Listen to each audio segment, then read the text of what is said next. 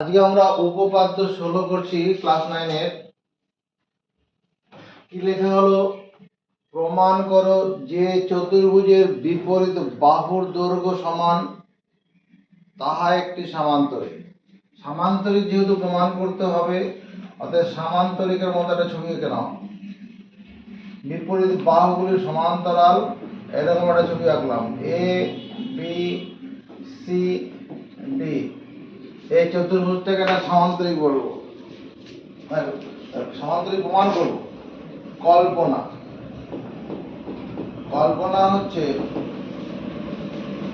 ধরি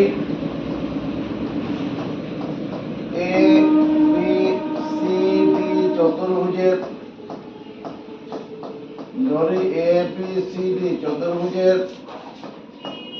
A B বাহু সমান ডিসি বাহু এবং বিসি বাহু সমান এডি বাহু। এই কথাটা কোশ্চেনে আছে। প্রমাণ করো যে চতুর্ভুজের বিপরীত বাহুর দৈর্ঘ্য সমান, মানে এই এবি বাহুর সঙ্গে ডিসি বাহুটা সমান আর বিসি বাহুর সঙ্গে এডি বাহুটা সমান। এটা ধরে নিলাম। চলো মুখস্থ করি এক্ষুনি। প্রামাণ্য বিষয়, প্রামাণ্য বিষয়। প্রামাণ্য বিষয় মানে কি? আমাকে প্রমাণ করতে হবে, আমাকে প্রমাণ করতে হবে যে এ বি সি ডি চতুর্ভুজটি হলো একটি সামান্তরিক। আমাকে প্রমাণ করতে হবে যে এবিসিডি চতুর্ভুজটি হলো একটি, এটাই কোশ্চেনে লেখা আছে। প্রমাণ করো আর ওই যে শেষে সামান্তরিক। এবার দুটো একসঙ্গে মুখস্থ করবো। এই উপপাদ্যটা প্রমাণ করার জন্য একটা অঙ্কন লাগবে। অ উময় কয় দন্ত ন। অঙ্কন হচ্ছে এ কমা সি যুক্ত করি,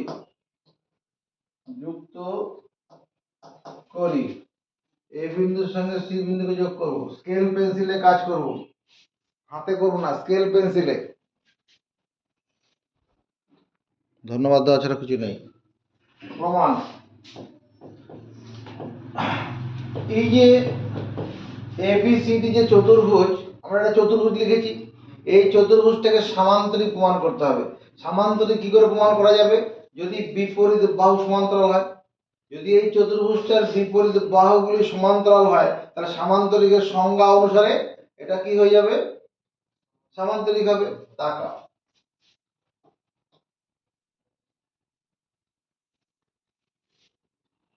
ত্রিভুজ এবিসি এবং ত্রিভুজ এসিডি এর এক নম্বর এবি বাহু সমান ডিসি বাহু। লিখতে পারবো রাজু? লিখতে পারবো এবি বাহু সমান ডিসি বাহু। লিখতে পারবো অমিত কুমার? লিখতে পারবো। কেন পারবো? কে বলবে বলতে? কেন পারবো বল? কারণ এবি বাহুর বিপরীত বাহু হচ্ছে ডিসি বাহু। এবি বাহু সমান, এখানে লিখতে হবে কল্পনানুসারে। কল্পনায় দেখো লেখা আছে, এই যে এবি বাহু সমান ডিসি বাহু, কল্পনানুসারে এই কথা লিখতে হবে। 2 নম্বর বিসি বাহু সমান এডি বাহু। এটা কেন লিখতে পারবো? কে কে পারবে? বিসি বাহু সমান এডি বাহু। কে পারবে? এটাও কে পারে মানে হাত তোলা যাবে, হ্যাঁ, মুখে বলা যাবে না। কল্পনানুসারে, এখানে কল্পনা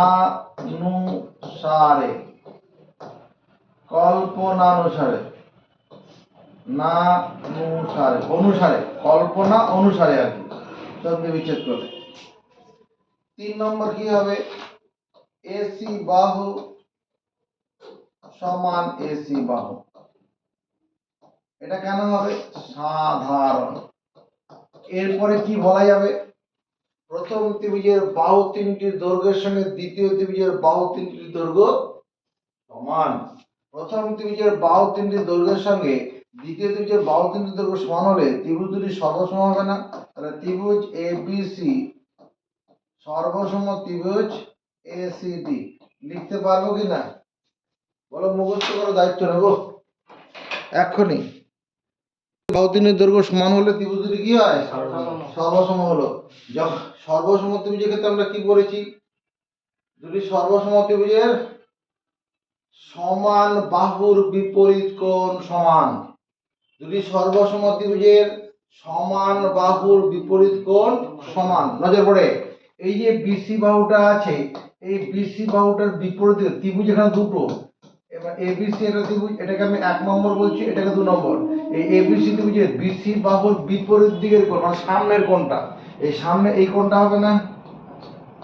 বিসি বাহুর সামনে এই কোণটা হবে কি না? এই কোণটার নাম কি?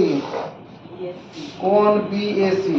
বিএসি সমান এই বিসি বাহুর সঙ্গে এডি বাহুটা সমান। সমর্থন পাবো?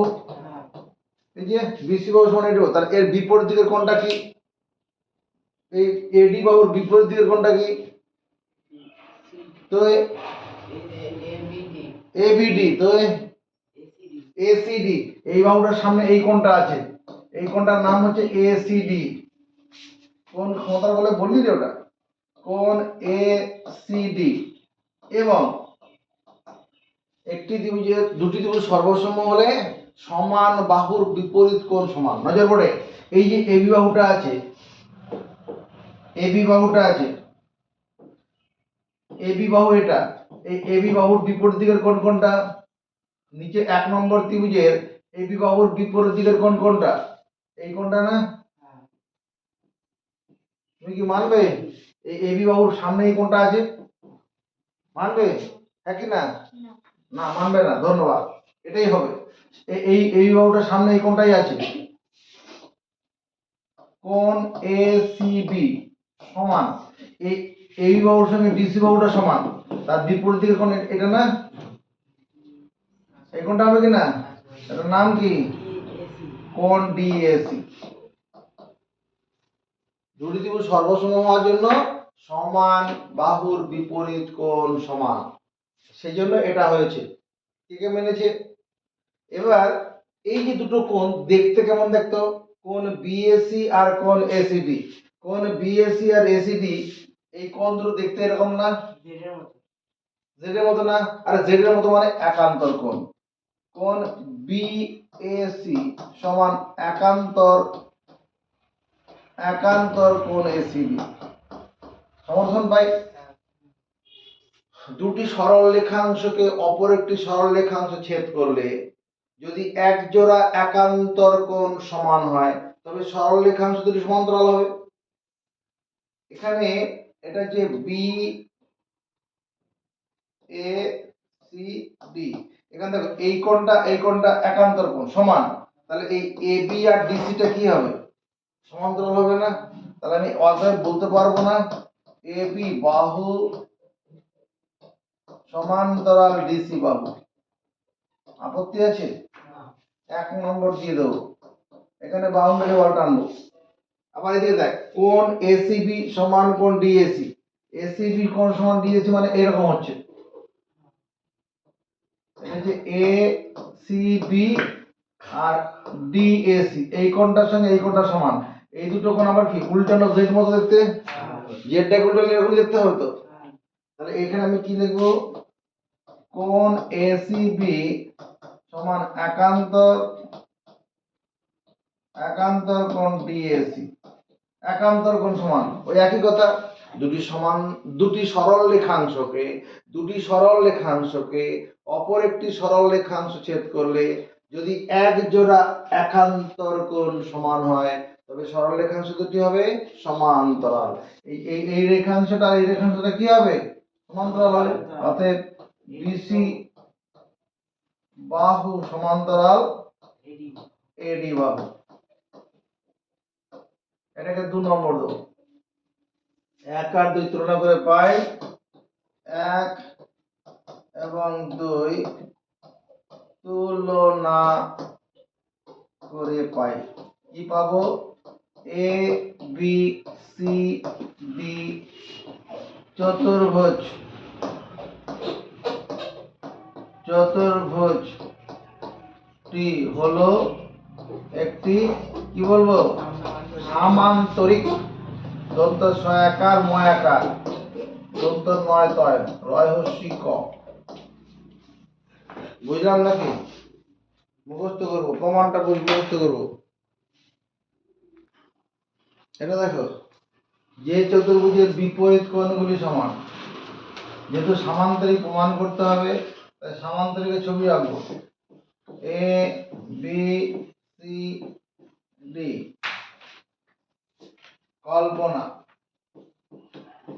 কল্পনার দিকে লক্ষ্য রাখো, কিছু লিখতে হবে না, আগে বড় দিকে দেখো। ধরি এ বি সি ডি চতুর্ভুজটির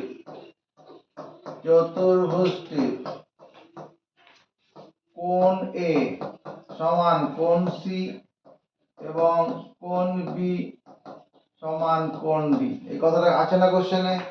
চতুর্ভুজের বিপরীত কোণগুলি সমান, তাহলে বিপরীত কোণ তো এ কোণের সঙ্গে সি কোণটা বিপরীত, বি কোণের সঙ্গে ডি কোণটা বিপরীত। এখন লেখা যাবে না, এখন কি করা যাবে? মুখস্থ করা যাবে। এখন মুখস্থ করা যাবে, পেন না হাতে রাখ। প্রামাণ্য বিষয়, প্রামাণ্য বিষয় আমাকে প্রমাণ করতে হবে, আমাকে প্রমাণ করতে হবে যে A B C D চতুর্ভুজটি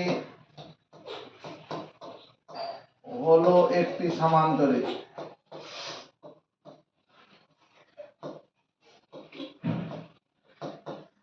ABCD চতুর্ভুজটি একটি সমান্তরিক। মুখস্থ গেছে? প্রামাণ্য বিষয় তো আগেও পড়েছি, আগের উপর তো একই জিনিস। কল্পনাটা বোঝা গেছে? তাড়াতাড়ি মুখস্থ করো।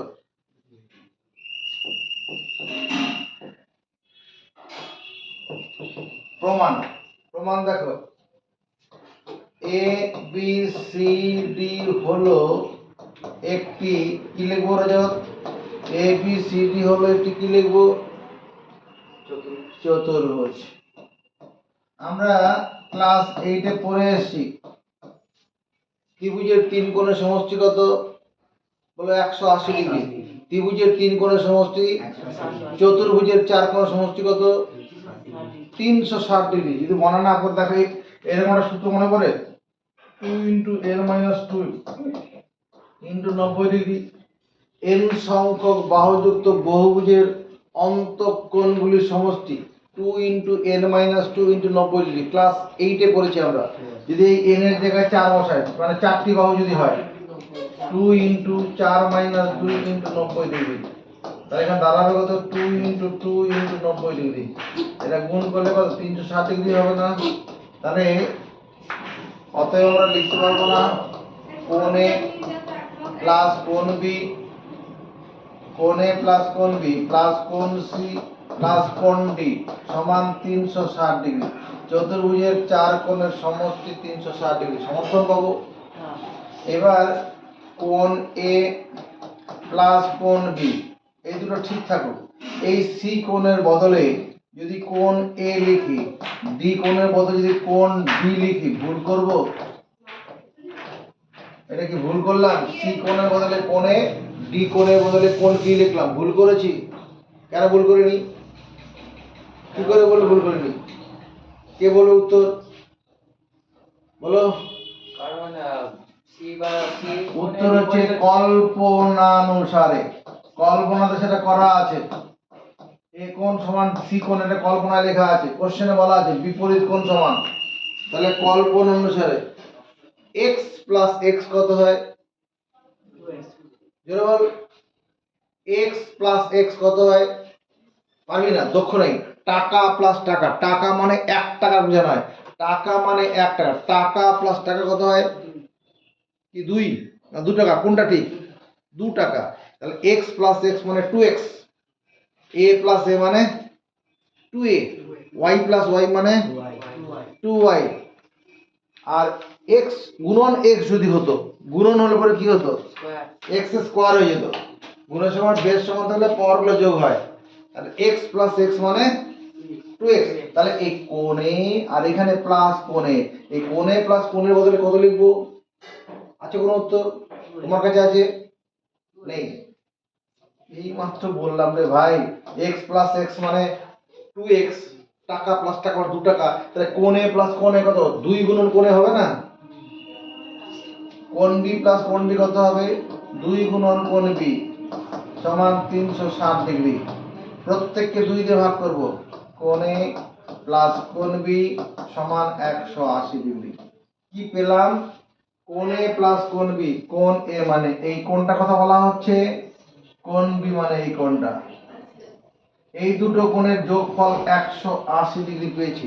আমি পড়িয়েছি, কি পড়িয়েছি? দুটি সরল রেখাংশকে অপর একটি সরল রেখাংশ ছেদ করলে, দুটি সরল রেখাংশকে অপর একটি সরল রেখাংশ ছেদ করলে যদি ভেদকের একই পার্শ্বে অবস্থিত অন্তস্থ কোণদ্বয়ের সমষ্টি 180 ডিগ্রি হয়, তবে সরল রেখাংশ দুটি হয় সমান্তরাল। দুটি সরল রেখাংশকে অপর একটি সরল রেখাংশ ছেদ করলে, দুটি সরল রেখাংশকে অপর একটি সরল রেখাংশ ছেদ করলে, কি বললাম? দুটি সরল রেখাংশকে অপর একটি সরল রেখাংশ ছেদ করলে যদি ভেদকের একই পার্শ্বে অবস্থিত অন্তস্থ কোণদ্বয়ের সমষ্টি 180 ডিগ্রি হয়, তবে সরল রেখাংশ দুটি হয় সমান্তরাল। দেখতে এখানে সেরকম হয়েছে কিনা? এখানে এই এডি আর বিসি এই দুটো সরল রেখাংশ, চতুর্ভুজের বিপরীত বাহু, চতুর্ভুজের বাহু মানে সরল রেখাংশ, এই দুটি সরল রেখাংশকে এবিটা কি করেছে, ছেদ করেছে বা এটা ভেদ করেছে, এটা ভেদক, এবিটা ভেদক। তাহলে ভেদকের একই পাশে এই কোণটা আর এই কোণটা কি অন্তস্থ কোণ না? এই অন্তস্থ কোণ দুটোর যোগফল কত, 180 ডিগ্রি। তাহলে কে সমান্তরাল হবে? এডি বাহু, এডি বাহু সমান্তরাল বিসি বাহু।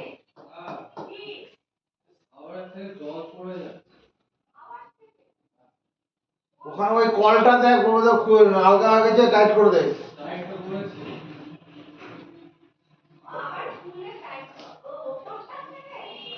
ওই জামা কাপড় গুলোকে অন্য একটা বালতি, খালি বালতিতে নামিয়ে রাখ, তাহলে পরে তুই বুঝতে পারবি।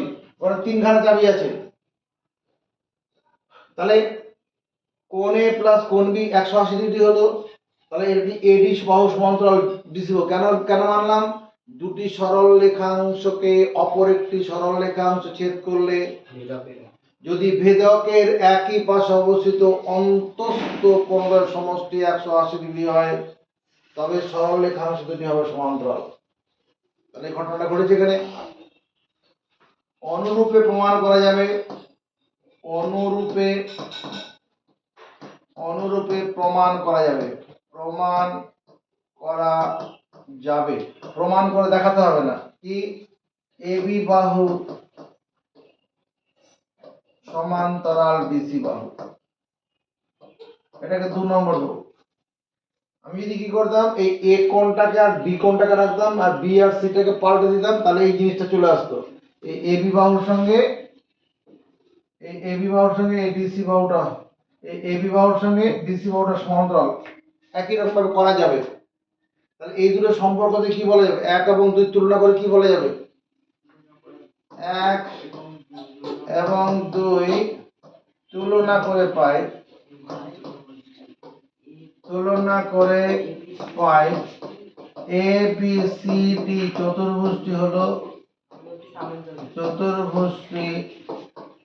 হলো একটি সামান্তরিক।